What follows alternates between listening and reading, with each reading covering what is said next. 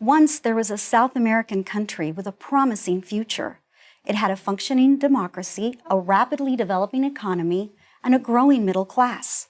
All the important indicators, including education, healthcare, and foreign investment, were pointed in the right direction.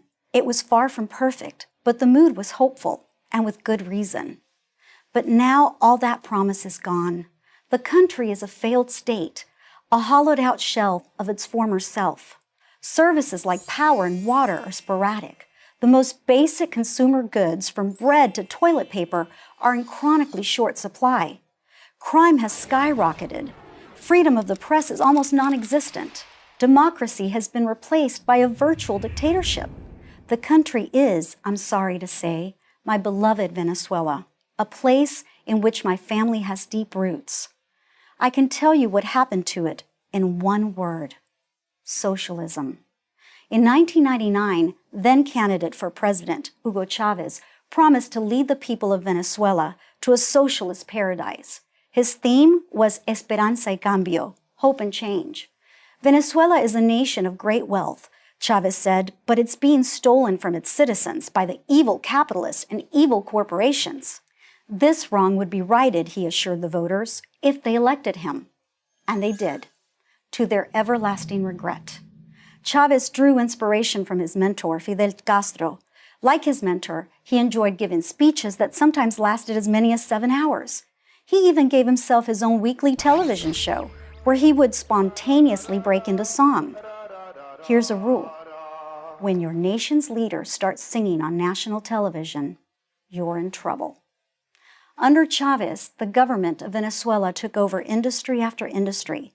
The government, he assured everyone, would run these businesses better than private enterprise, and the profits would be shared by the people.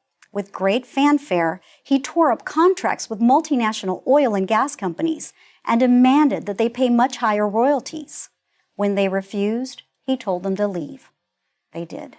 His image was burnished by Hollywood celebrities who flocked to see the great work he was doing, taking money from the rich and giving it to the poor.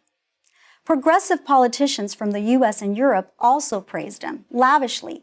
Here's another rule: when Hollywood celebrities visit your country to praise your leader, you're in trouble.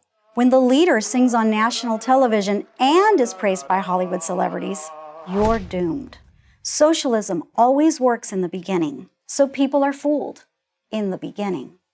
It's easy for governments to confiscate money, but eventually, there's no more money to confiscate. In the case of Venezuela, I mean that literally. People who could get money out of the country did. Many left the country altogether. Nearly 2 million, according to Venezuelan sociologist Tomás Paez. The wealth creators continued to create wealth, but they created it somewhere else, Miami or Madrid, and other places around the world. When Chavez first ran for president in 1999, he said he would leave in 2 years if people weren't happy with him. But, like Castro, Chavez never had any intention of giving up power. He died in office in 2013, replaced by his vice president, Nicolás Maduro. Maduro is Chavez without the charisma or the voice.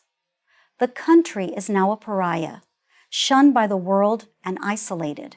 It's so bad that many international airlines refuse to fly there. People stand in lines for hours just to get food. Sometimes they walk away empty-handed. A recent survey found that 75% of Venezuelan adults lost weight in 2016, an average of 19 pounds. This national weight loss program is known cynically as the Maduro diet. Still, Maduro holds on to power. Opposition leaders and journalists who report the truth are jailed. Venezuela is a cautionary tale. Once a country goes down a socialist path, there's no easy way back. And the longer a country stays socialist, the harder it is to reform it. Venezuela has been socialist for 2 decades. If you don't think it can happen here, whether here is the United States or Europe or anywhere else, you're fooling yourself. When people get used to depending on the government, no matter how poor they remain, that dependency is hard to break. That's why you should never buy the socialist lie.